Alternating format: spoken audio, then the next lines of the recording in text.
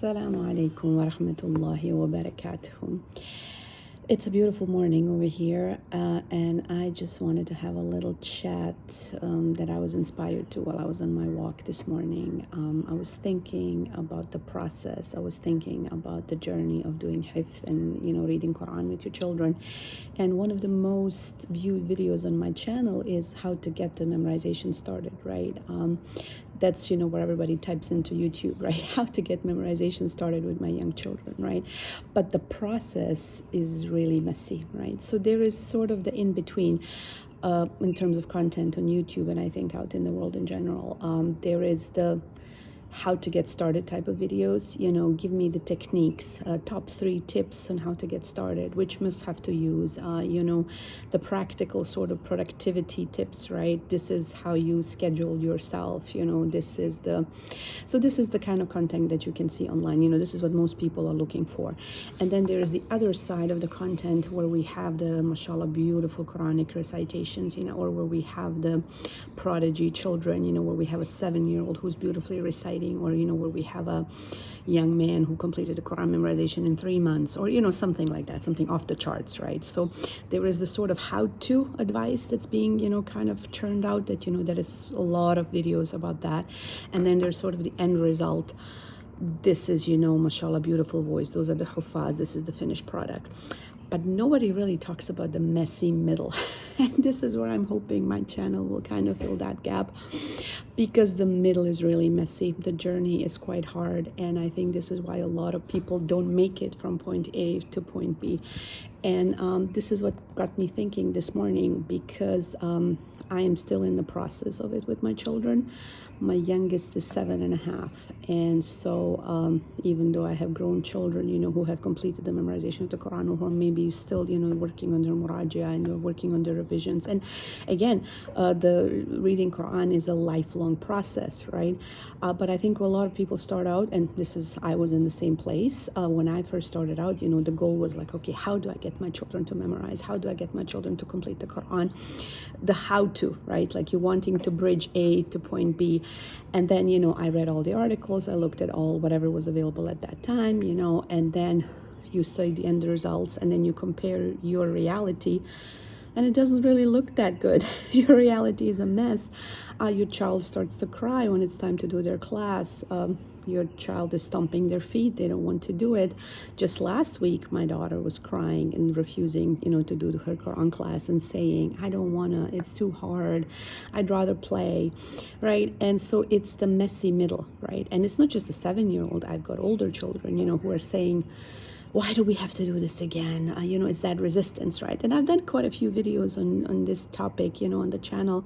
And I think if you watch those, you're going to hear me say pretty much the same things, because the process is the same, right? And so I don't know, I hope this will be helpful. I hope this will be just a sort of a reminder of to stick with it.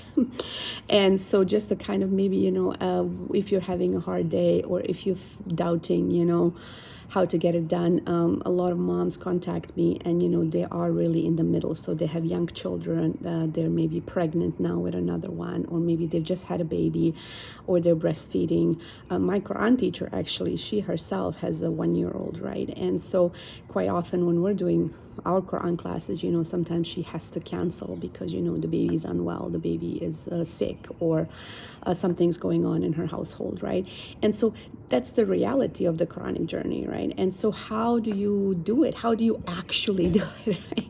How do you stick with the process? How do you stick with the top 3 tips on how to do Quran? Or how do you, so you figure out your tools, you figure out which kind of color-coded mushaf to use, you figure out your tracing PDFs, right? And I've done videos like that myself, right?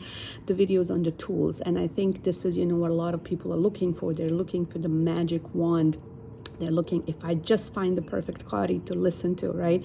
If I just find the right Quran school, or if I just find the right mushaf, or if I find the right morning routine or something like that, right? Then everything will be easy. But the truth is, those are just the tools, so to speak. And if you don't stick with them, if you don't continue with the process, you're not going to see the results. And the process itself is going to be messy, Okay, so sticking with it.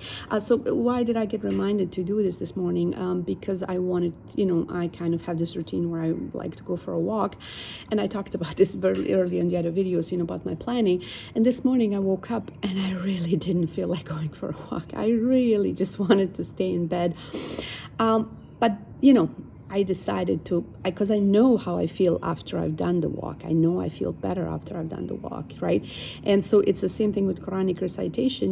We always feel better after we have done it, after we have stuck with the process. So as I was walking this morning, I realized my mood was shifting. I realized I felt better. I realized I was glad that I, forced myself to get out of bed. And so I wanted to talk about a little bit about, how does it actually look like to teach your children when you are pregnant, breastfeeding, when you just had a baby, when you possibly have little toddlers running around, when you have a sick child. How does it look like when you're feeling tired and overwhelmed? How does it look like when you feel like giving up? When you just feel like, okay, this is maybe, for some people in the past, or, for some people that live in a community that has all the support. Look at me, I'm all alone. How am I going to teach my children? How am I going to stick with it? How am I not going to give up? And I just kind of wanted to give you a couple of pointers. As you've seen in the video, I linked in the beginning, this is how my reality looked for a long time.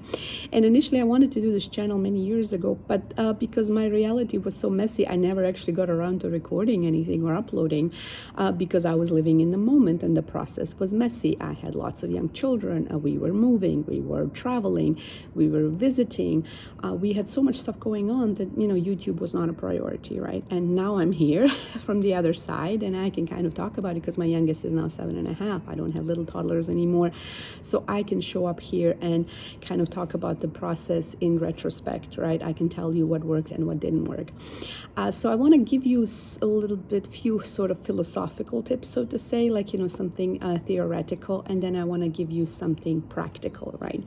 So number one is to realize that the process is messy, that the process is going to be not perfect, that you will have days where you want to give up, that you're going to have days where your children give up, and that is okay. It doesn't mean you're not suited for this journey. It doesn't mean you should not be doing it. It's just that's the reality of it, right? And it's kind of hard to trust the process if you haven't done it before, right? This is sort of the blessing for me because I've had 6 children, alhamdulillah. So with my first 2 or 3 children, I wasn't sure what I was doing. I was doubting myself every step of the way. But now that I've been through the process of homeschooling them, of of letting them be, of teaching them the Qur'an, seeing them how they develop into young adults, I can trust the process now more. I can relax more with my younger children because I know it works, right? Because I've been through it. So the key is to trust that this process will be messy. And, this is where I want to sort of hold your hand through the process and tell you it's okay if you're having a bad day. It's okay if you're having bad months, bad couple months. And we've had periods, where I've had children, where I've had babies, where I traveled, where, the whole family was an upheaval, and that's okay. And I remember reading on a Christian blog many years back, they said the baby is the lesson, right? And so basically they were saying for the first year of homeschooling, the baby was the lesson. Anything that was related to the baby, that was the lesson, right? And so this is how I think of it as well. If you are in that season of life where you have young children, when you have a baby, where you're tired, where you didn't get enough sleep, that is the lesson. The lesson your children will pick up or is how to show up no matter what, right? And how to show up, not in like a sort of that tough discipline kind of way, but how to show up in a gentle way, that the Quran is here to lift us up, that the Quran is here to, help us deal with those days, right? And so once you realize that the process is messy and that the baby itself or herself, himself is the lesson, you can kind of relax and lean into the process, right? Like you don't have to feel bad about missing deadlines or that your kids are slow, because then you're not going to be making decisions out of fear. I remember making decisions based out of fear, and it was always a wrong thing. And I hope I learned something from it, because everything happens by the will of Allah, so we can learn something. I remember back in 2014, my boys were in the middle of their serious Hifdh journey. They were attending a Hifdh program, and they were being tested for their ajda, and we had just moved maybe a year prior to that, and so they had started a new Qur'an school, and they had to revise somewhere 10 to 12 ajza they had to recite. Almost half the Quran they had to do the revision of in the new school, so the sheikh would accept them, right? And subhanallah, my father had gotten sick, and my father had a cancer diagnosis, and I had to travel, and I had to leave my older children behind, and I traveled with my youngest, who was my 5th child at the time. She was a baby. And I remember being gone, for like a good chunk of time. And when I came back, my boys had made no progress while I was gone. The teacher of the school, or the person who was supposed to test them, didn't come. And I remember feeling disappointed. I remember feeling, how much time wasted. You see, I wasn't here. I should have pushed for this. They should have made more progress. Maybe we should switch. Maybe we should do something. But it was a rash decision, because there is a lifetime to read the Quran, right? And so even if it sometimes seems like it's slow due to life events, you cannot mess up unless you quit, right? And so the key is just not to quit. The key is just to realize that there will be times in your life, either illness or either joyful events, maybe births and new babies and things like that in the family, but the key is not to quit, right? So the process is messy. You can only mess up if you quit. So no quitting allowed. And the only way to go through it is to actually go through it, right? And so what does that mean? It means to just do whatever you're able to do at that time, to let go of the shoulds, whatever the shoulds are in your head, maybe a specific murajia, or maybe a specific tough discipline kind of thing, which is important. And it's important to stick to it. But sometimes there will be other stuff going on, and I feel like the gentleness is the way through it, right? And rather than just being really upset with yourself, or letting it out on your children and punishing them and being mad at them for not being able to stick to things, it's just the sort of, what I'm proposing here is just to sort of relax a little bit and to say to yourself, hey, there is time. We are in the process. It's going to be okay. We've just had a baby. It's all right. We're going to stick to the bare minimum. We're going to do what's easy. And that brings me to the next point, is to be gentle to yourself and to get anything done rather than nothing. Right? And so something that is done is better than perfect. And so in terms of, this is kind of the philosophy that's underlining, this kind of thing, how to do hifdh when things are hard, when when life events are happening. And especially if you're a mom of young children, sometimes it seems like, okay, this is such slow progress.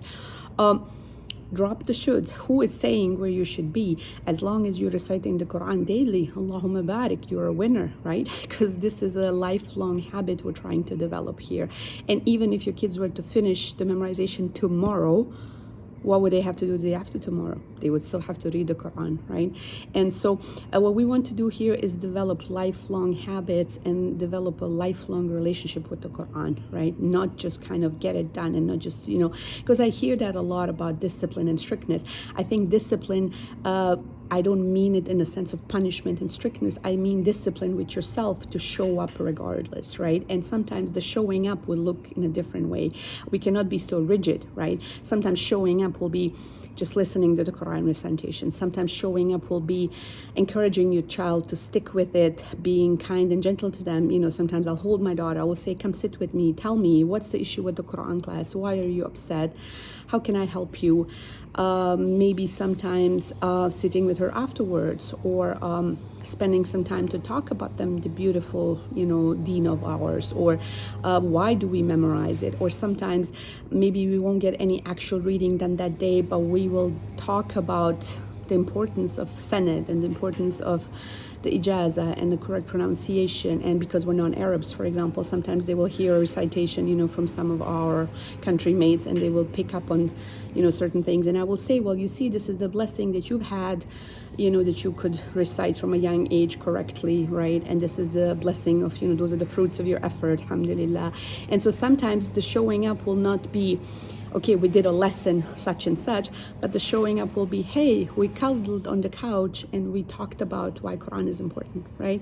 And so sometimes maybe this is all you can do in the young ages of your children sometimes, because I think the key is not to stress them out. I think there is some noise going on outside. I hope it's not going to be, I think I'll have to cut the video short. So I want to give you 3 practical steps at the end of this, if you're stuck with me for this long. basically one would be to listen to as much as Quran as you can, to have the Quran playing in the background. I have videos of my children, where I used to play Quran when they were really young, because that's all I could manage at the time. I would be holding a baby, they would be playing with their Legos, and then I would have a Quranic recitation going on in the background. I'll try to link to some of these videos, but I'm not very good at editing, so I'm not sure how that will look like. The second tip is to repeat the same stuff that the kids already know until it's super easy. And so if it's getting too hard, take a step back, especially in times when you're tired, when you're pregnant, when you're breastfeeding, when you have a lot on your plate. So don't embark on new things, but rather stick to the old stuff that's easy, right? And that way kids will feel more confident and they will be enjoying that. And so my daughter, for example, she was my youngest one, she was struggling, she was on just the barik and she was struggling with it. And then I told her teacher, let's just go back to Juz Amma. Let's just stick with Juz Amma until she's really confident, until it's really, really easy. So she feels good about it. And so yesterday she came to me and she's like, oh, subhanAllah, mama, she says, when I'm just playing around, I start reciting because I've done the surah so many times, it comes easy to me. And she was feeling so happy about it. So just stick with the easy. And there's nothing wrong with that. Stick with the easy until it's really, really easy, right? And the kids are more likely to do it then. And the last thing is to just keep showing up. Just keep showing up in whatever minimal way you can. That is the discipline that's needed at this time. So I hope that helps. The process is really messy, and you have to stick with it for a really, really long time to see results. Okay, so you're not gonna do one lesson with your children and they're gonna be hufaz immediately overnight. It's a lifelong process. And this idea of your family becoming from the Ahlul Qur'an, make that dua that Allah makes you from the Ahlul Qur'an, from the people that are always going to be in company with the Qur'an, with Allah's words. And that will help you in the times when you're having a hard time, when things are not going as well as planned, to sort of be gentle with yourself and to just do whatever you can, because done is better than perfect. All right, well, now the noise stopped. All right, I'll call it a day here, and I hope you guys will benefit from this, inshallah, and I'll see you in the next video. Assalamu alaikum wa rahmatullahi wa barakatuh.